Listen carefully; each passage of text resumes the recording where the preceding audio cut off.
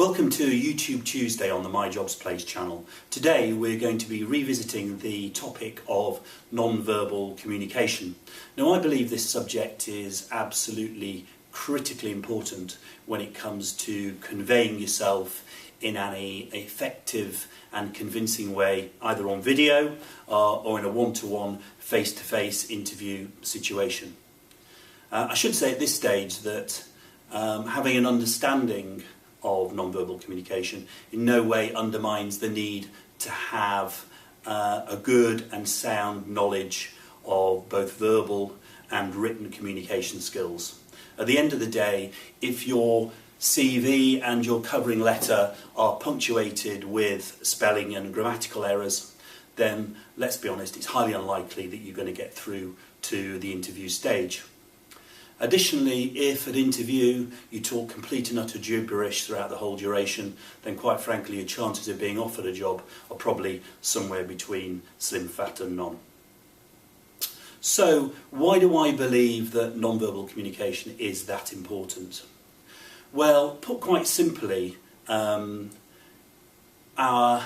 non-verbal behaviours represent the majority of interpersonal communications.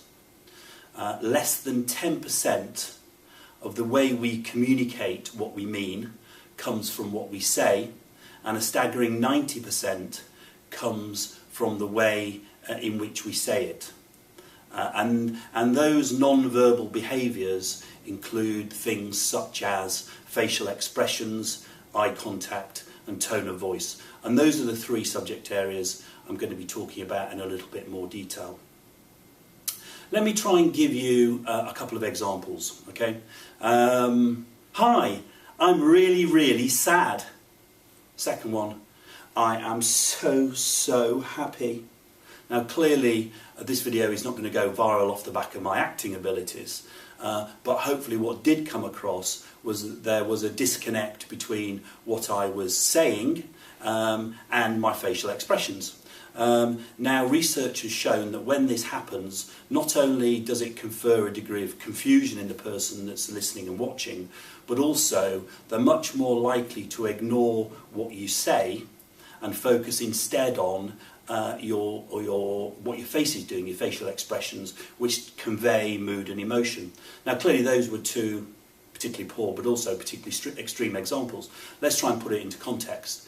You're in an interview, you've rehearsed, you know what you're going to say, you know what points you're going to try and get across to the interviewer, and he or she asks you in the interview, okay Paul, what do you think it is you can bring to the job? So I start speaking about what a hard-working, committed, enthusiastic employee I am.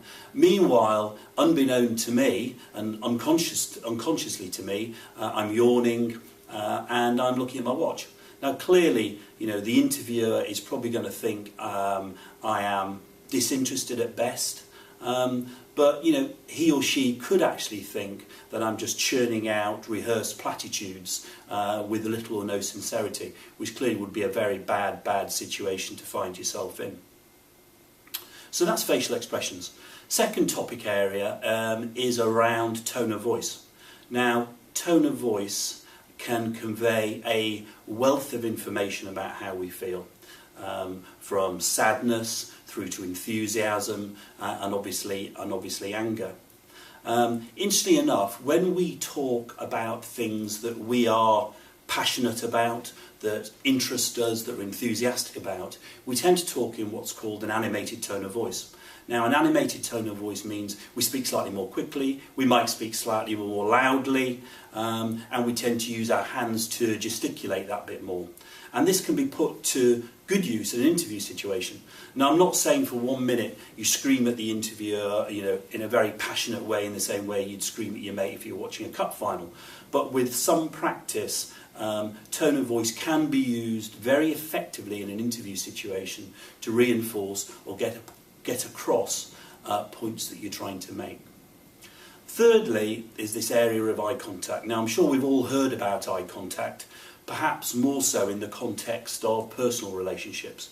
You know, the old tagline, our eyes met across a crowded room, it was love at first sight, we lived happily ever after, blah, blah, blah, blah. But actually, in a professional context, making good eye contact can confer on the other party that you are an open, an honest, and a trustworthy person.